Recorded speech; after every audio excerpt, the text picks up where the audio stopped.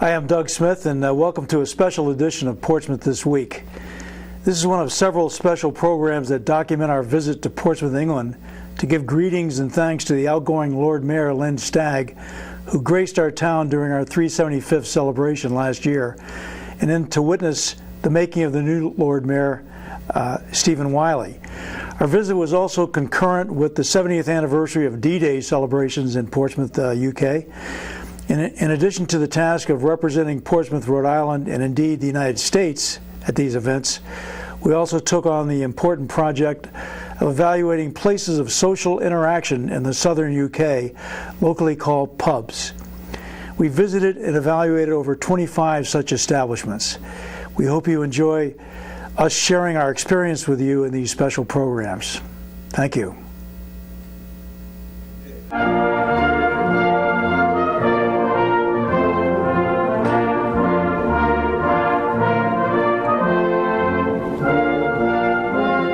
In June 2014, a group of Portsmouth, Rhode Island citizens represented the town on a mission to Portsmouth, England. Their primary mission was to present a resolution of greetings and cooperation from the citizens of the town. They paid their own way. No town funds were expended in the execution of their mission. Their mission involved 3 phases that included their official duty to give greetings and thanks to the Lord Mayor Lynn Stagg, who graced our shores during our 375th celebration in 2013, and to witness the making of the new Lord Mayor, Stephen Wiley. They also did a special evaluation of establishments of social exchange, locally referred to as pubs. They also represented the town and America during the 70th anniversary celebration of the D-Day landings. On June 6, 1944, nearly 150,000 men left Britain, many of them from Portsmouth and the neighboring city of Gosport. Their mission was to free Europe of Nazi rule. Welcome to another Portsmouth This Week, the voice of Portsmouth Town Hall. We're over in Portsmouth, England this morning. We've been invited to this commemoration of the D-Day operation in World War II that started the Allied effort to retake Europe. Many of the men in the invasion force were Americans, young soldiers and sailors. They faced a day when more of them would be killed in the first 5 minutes of landing on a single beach than have been lost in the entire war in Afghanistan. This is the Citadel. Teenagers experience an eerie reality with battleships firing over them, Germans firing at them, and destroyers firing back. It left an echo in the minds of those who survived that has lasted 70 years.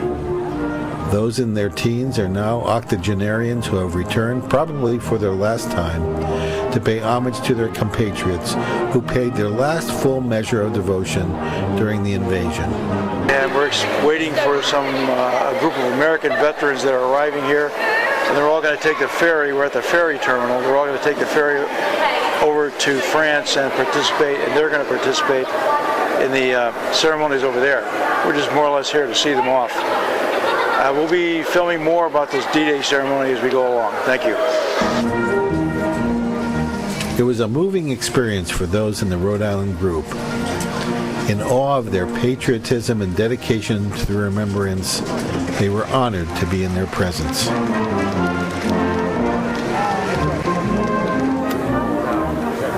As some of the veterans departed to celebrate in France, the group was honored to bid them farewell at a departure reception.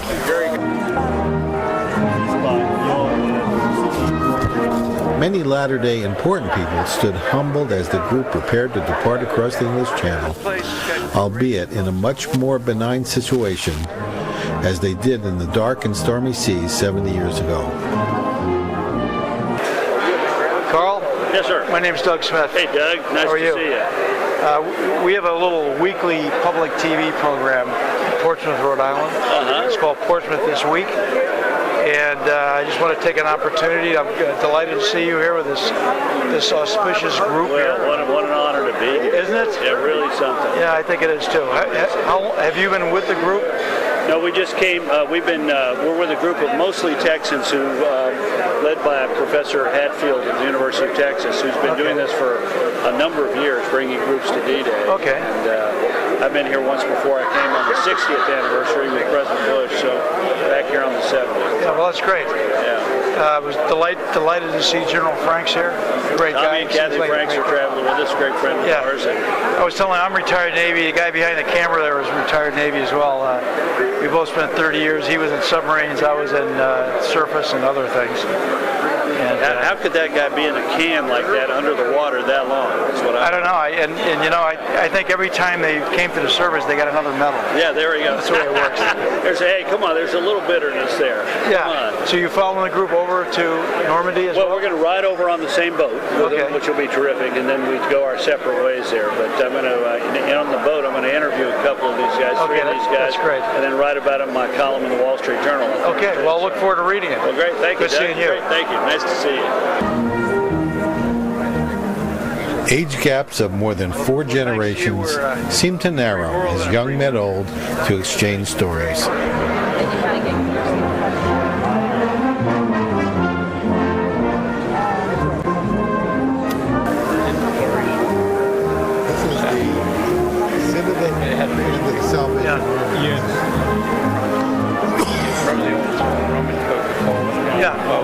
American airmen presented them a flag to take to France with them.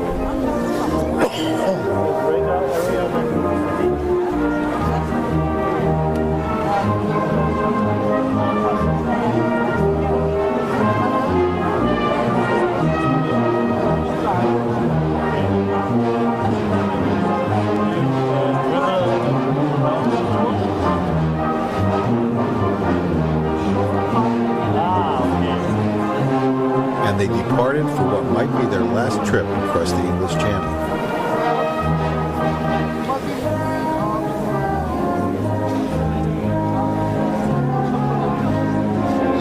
The celebration continued in Portsmouth with the drumhead ceremony. At the pre-ceremony reception, the Rhode Island group met veterans who were not making the trip across the Channel. One of the nurses who took care of American casualties during the invasion was eager to meet some Americans, and the Rhode Island group was eager to oblige.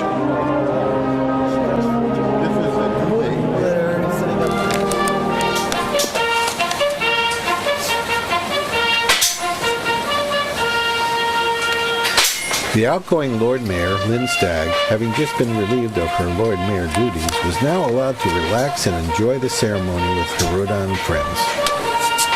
A drumhead service is a ceremony conducted in the field during armed conflict, often near the battlefront. Troops from all the Royal Military Services were assembled.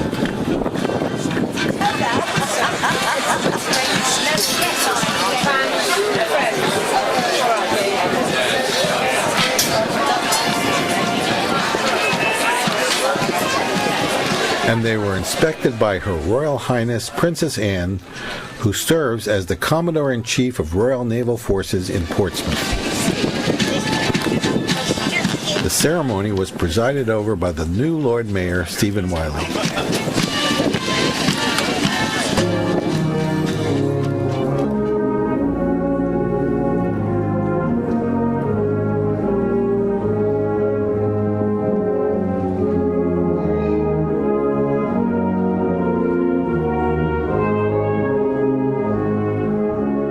In the battlefield, lacking a church to attend, the military command used its drums, piled neatly and draped with appropriate colors, national and regimental flags, to create an altar.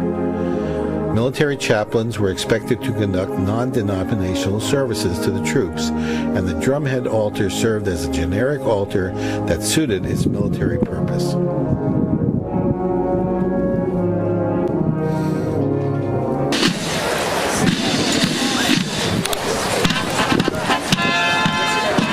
And, as is the custom of military services around the world, the troops pass in review before the presiding military official.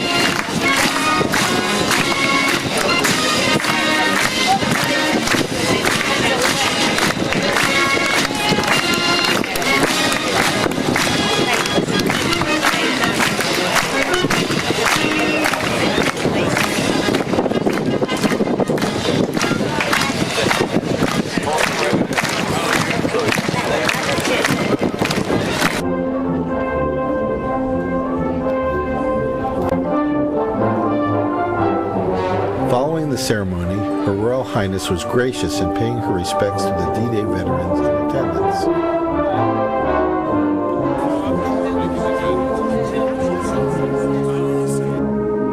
The contingent from Rhode Island was very fortunate and honored to pay their respects to Her Royal Highness.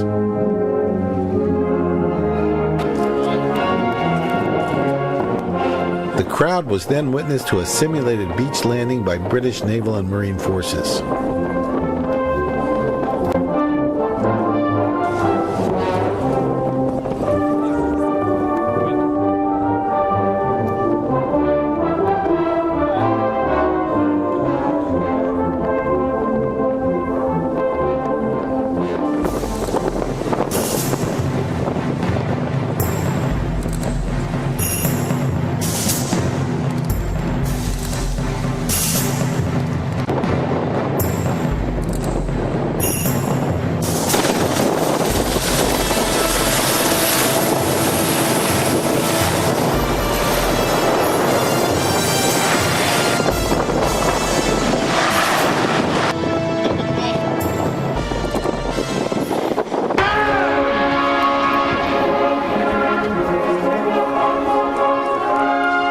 The day was in the sky as the Royal Air Force flight demonstration team streaked across the skies.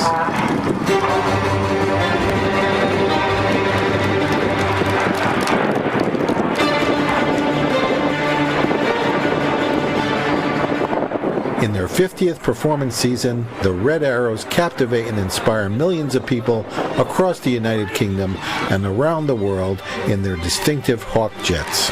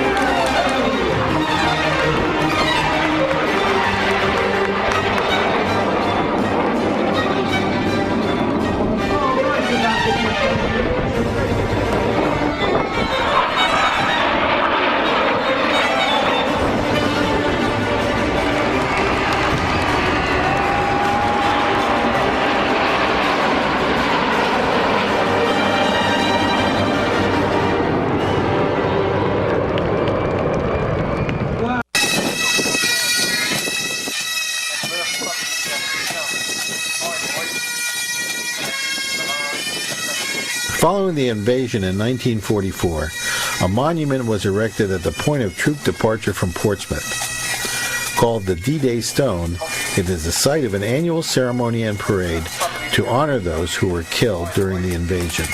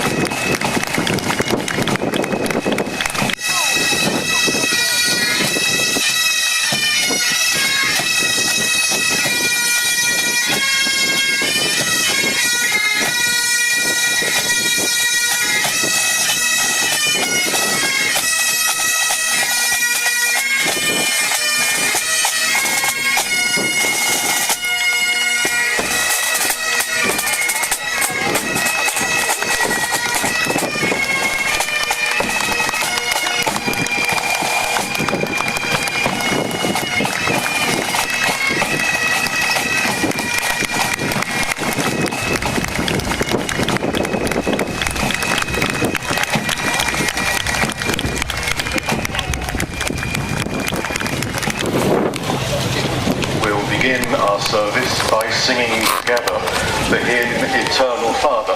Good Saviour, whose almighty word the winds and waves submissive heard, who walkest on the flowing deep and calm amid his gracious sleep.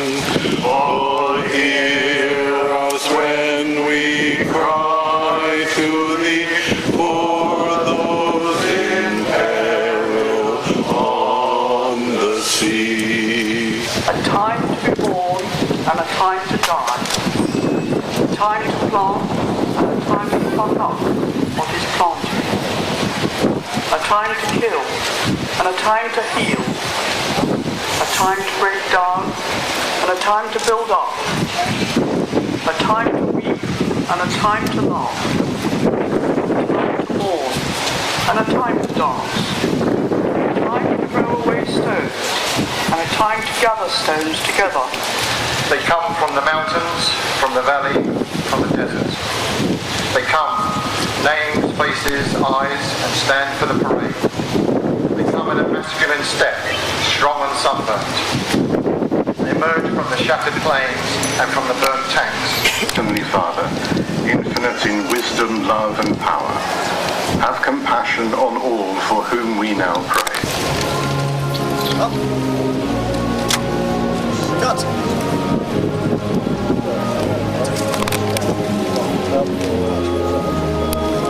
Good. We're good.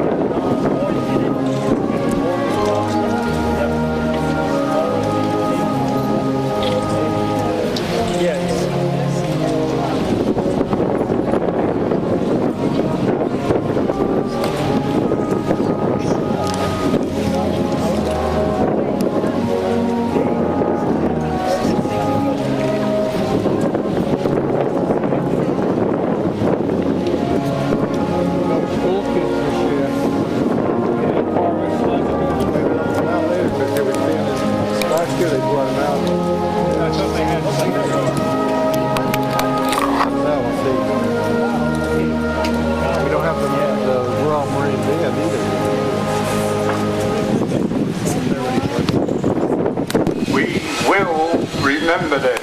We will remember them.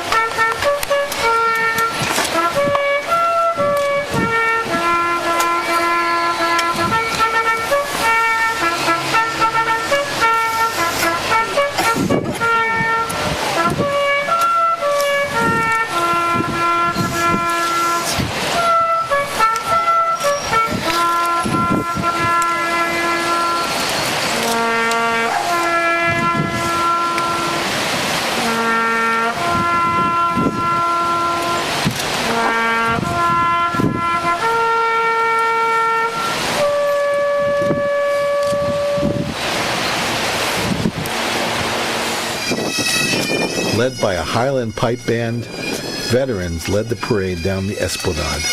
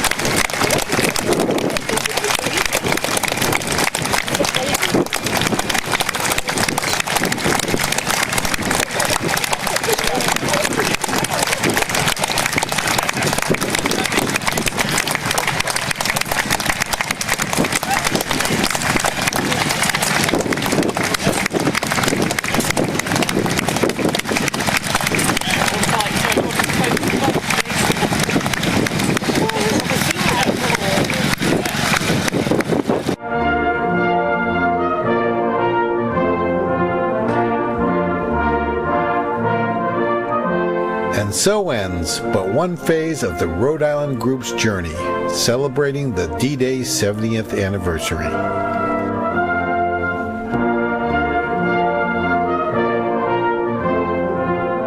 Please stand by for more programs coming soon on their witnessing of the making of the Lord Mayor of Portsmouth, England, and their important task of evaluating selected pubs in the southern United Kingdom region.